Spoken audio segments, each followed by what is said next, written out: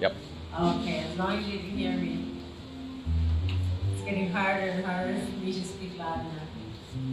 Today, because tomorrow is Mother's Day, and I have, well, you know how old I am, I'm old. And I looked after my mom. I was her guardian from when she became very old. And till she was 90, I was her guardian. And I went through so much with her. It's hard to even imagine when I look back. I'm just going to do a little diatribe about her because she went through the 20s, the 30s, the 40s, the 50s.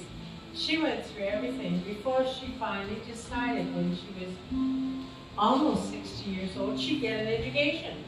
She had 6 children in over 23 years. The oldest one was a boy, and then 5 girls, can you imagine? I was the middle of 5 girls. And when I look back at her history, I don't know how she did. She was Susie Homemaker, if ever there was. She sewed, she cooked, she did everything in the house. And she was an incredibly peaceful, organized lady. And she had an incredible sense of humor. And I didn't realize quite how much until I was almost 25, about 20. And I went to her house one day to have tea with her. And this was before she came see me out. And most of the little stories I'm going to tell about her tonight are on a sense of humor. This is called Mom's sense of humor. I rarely tell the story, but I can't resist today, given the cursing language I hear making this sound so innocent. And my mom never swore. She never raised her voice.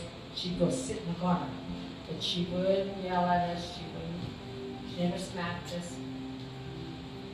Many people may not even get the humor intended.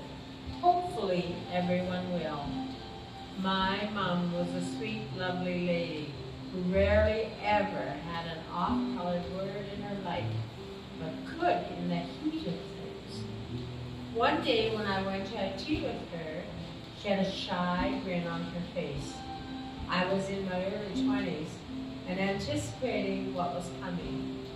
She coyly said, "I think you are now old enough for me to tell you about this." I was in awe of what could she possibly want to tell me. She said, "What does a rooster say?" Surprised, I shrugged my shoulders. Then she proceeded. "Cock-a-doodle-doo." Loudly, I laughed. Then she said, "What does Marilyn Monroe say?" Laughingly, I said, "What?" She said, "Any cock-a-doodle."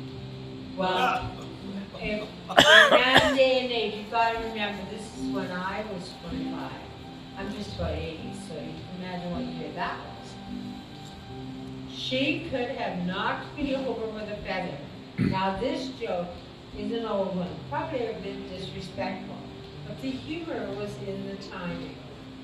This was, when I wrote this, was over 50 years ago.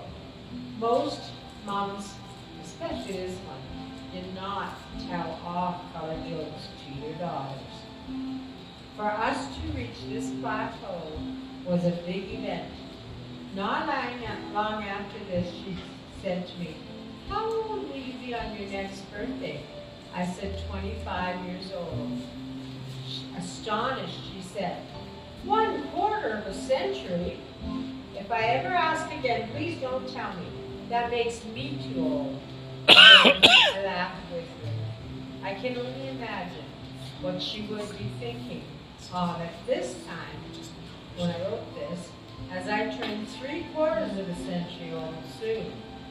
In actuality, I'm now well over 3/4 of a century old, still contemplating the memory.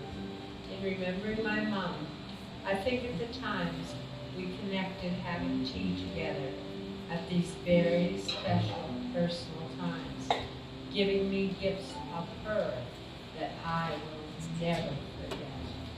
And this was, I wrote in about 1969 when I was pregnant with my first one. So I'm just going to go through here and find a couple of other ones that I did.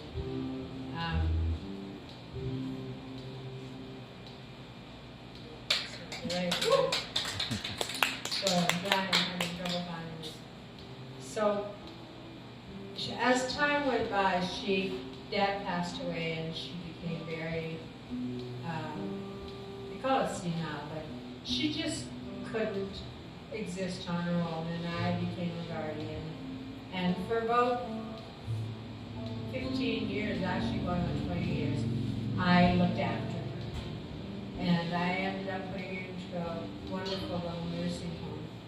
And I would go daily and see her, and she went through so many things, and she was so realistic about everything. It's hard to even imagine, but thinking back, it was always so much pleasure too for me, even though it was hard.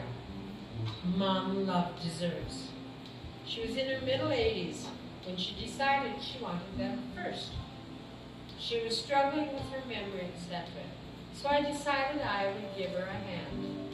I got off work about 5 o'clock, and I decided I could stop on my way home to help her eat. Sometimes she had trouble remembering to swallow, so I would get there just in time to encourage her. I started to do it regularly, whenever I could. I quickly learned of her challenges. She wanted to eat her desserts first. I know there were rules and expectations, but what difference does it make at this time in her life? Like what order she eats her food? It makes a difference to the staff, I learned, and I get it. I quickly learned that if she ate the good things first, she remembered to swallow. She had forgotten. She'd put stuff in her mouth and chew and chew and chew, but she'd forgotten how to swallow. So I decided, first it was, much to the irritation of the staff. Don't get me wrong, I get their dilemma, but to me, Mom came first. So our experiences began. First desserts, then food, along with a big smile on her face. I would slip in a piece of a vegetable or a bit of something else. Her mind and body remembered the applesauce and the sweet things. What joy. Then she could follow with the rest of her food, still smiling. It led us to wonderful conversations, and sometimes leading her to moments of lucidity. Often wonderful snippets of fun. One particular time she looked at me lovingly and said, "Are you my sister?" I returned the look and said, "No, Mom, I'm your daughter, but it doesn't matter at all. All you need to know is that I'm someone who loves you." She looked at me and called me Love. From then on, in her lucid moments, that is who I was to her. My name became Love or Lovey. I don't think she ever called me Linda again. We often sat watching her favorite TV shows. She would hold my hand and stroke it gently. She would say how she loved the warmth and the feel of my hands. She would say how she could see a shimmering blue light color in the air. I'm sure it exuded from her too. And it was very seldom that she ever lost it, because working in healthcare and dealing with trauma patients like I did for 30 years, I had taught her many ways to avoid some of the traumas. And this one day, I got there and she was angry. And I thought, I'd never seen her like that. She was just, and one day I noticed the priest had not been there to see her for a long time. I asked if she would like to see him. She scowled at me with a deep frown. She emphatically said, no. She scowled at me with a deep frown. She emphatically said, no. To say the least, I was puzzled. So I thought for a minute, trying to figure out how to talk to her about it. I asked her if she would talk about God. I was shocked at the response I got from her. Absolutely no. Looking at me right in the eyes, she responded, I don't want to hear his name. I don't want to see his picture. I don't want to know anything about him. I was flabbergasted, to say the least. All I could think about was this was really not the time in her life to be ditching God. I sat quietly, letting her calm down, feeling like I still needed to broach the subject. I distracted her by looking at some fresh flowers in the room. I took her out on the deck and looked at some gardening stuff. When she settled down, I quietly said, what about Jesus? A big smile lit up her face and she replied, oh, he's okay. I quickly thought I had better grab this chance. So I asked, what is your favorite thing about Jesus? She responded, his smile and all the children. We had a great conversation about Jesus. Then she asked, what was the song we used to sing? I explained that it was the song Jesus Loves Me. She happily started to sing, Jesus loves me. To me it was perfect. What a great memory. Music, love, peace, all rolled up into one.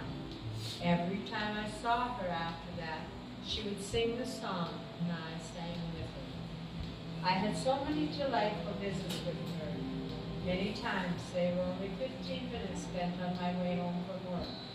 Sometimes it was just the headlines of Calgary Herald, like on New Year's Day, when we looked at the pictures of the New Year's babies.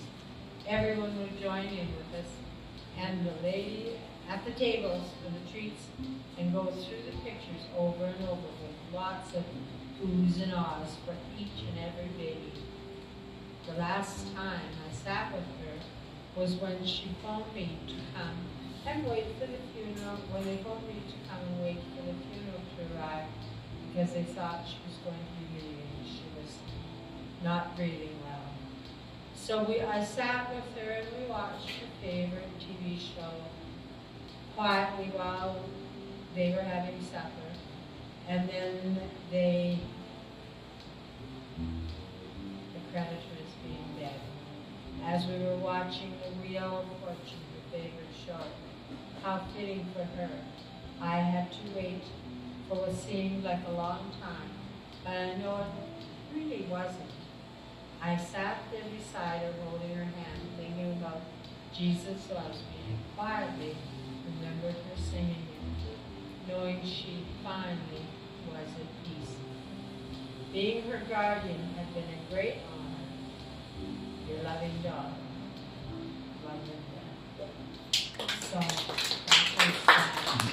the experience of being with her was really, it went over a long time, but it was really worth every second. So, and so with Mother's Day coming, there is that song, Mother's Day. I don't know if you know it. Do you guys know the song on Mother's Day? Do you know it? Aki, do you know it? Yeah, where's your mama?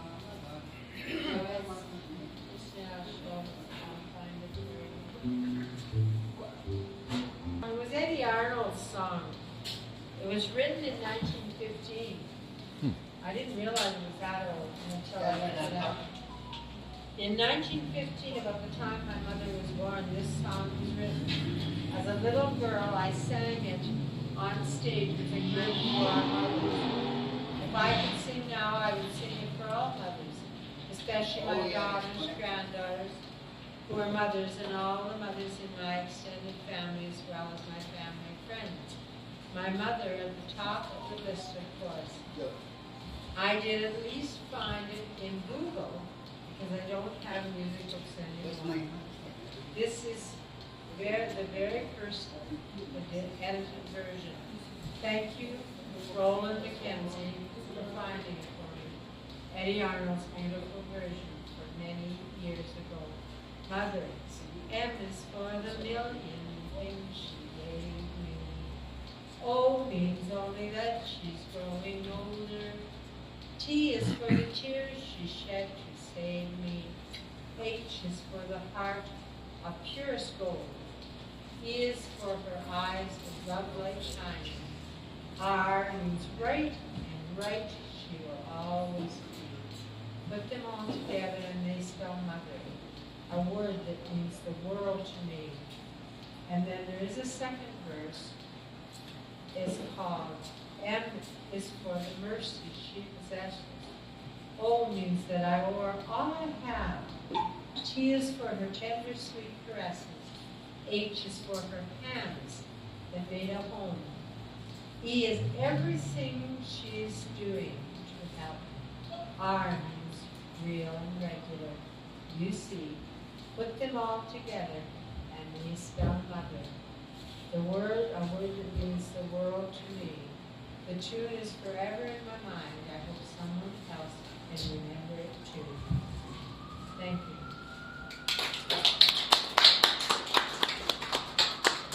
Yeah. You're welcome. I hope everybody remembers another. Yeah. Favorite mother of Kingfisher. Woo! And I don't know where she is right now, but I wanted to thank her for all she does for us here, feeding us, looking after her wonderful own children, as well as looking after us, and being so wonderful here all the time for all of us. Thank you so very much. And happy Mother's Day tomorrow. Happy Mother's Day. Thank you.